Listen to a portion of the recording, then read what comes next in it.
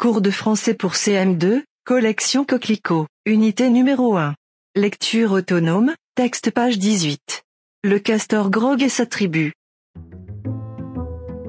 Menacé, une tribu d'environ 300 castors a choisi comme chef le jeune Grog. Il a pour mission de mettre sa tribu à l'abri des dangers qui la guettent. Grog y parviendra-t-il? Grog n'était pas beau. Dans sa tribu, il y avait des castors plus élégants que lui.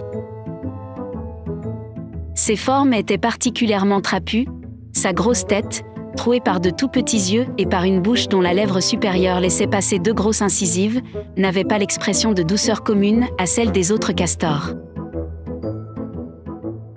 Même la fourrure, souple et brillante chez ses compagnons, était chez lui tout hérissée, déteinte, au point de paraître sale.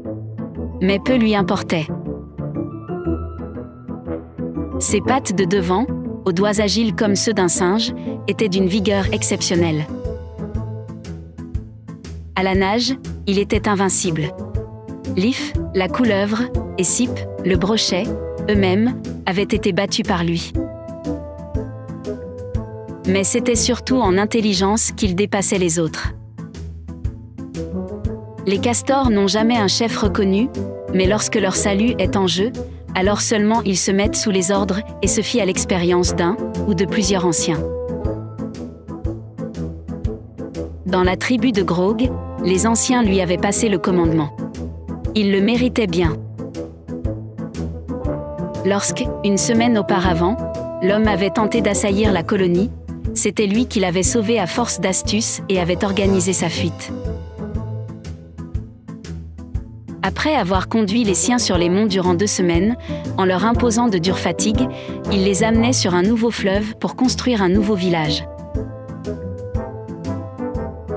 Au cours d'escalades épuisantes, il s'était souvent rebellé contre ses ordres, mais à force de menaces accompagnées parfois d'un bon coup d'incisive, il les avait contraints au maximum d'efforts. Grog observait les rives, cherchait l'endroit propice au campement. Ses compagnons le suivaient en silence. Le fleuve coulait maintenant entre des rangées d'arbres bien serrés, dont les hautes ramures entrelacées formaient une voûte merveilleuse, tandis que des lianes ondulaient sur l'eau, en des réseaux inextricables. Grog jouissait de ce spectacle enchanteur. Mais le fleuve lui réservait une autre surprise. Tout en bruissant entre des rochers blancs, il obliquait soudain en un coup d'étroit, pour aller s'élargissant sur une centaine de mètres et former un lac circulaire bordé d'une végétation exubérante.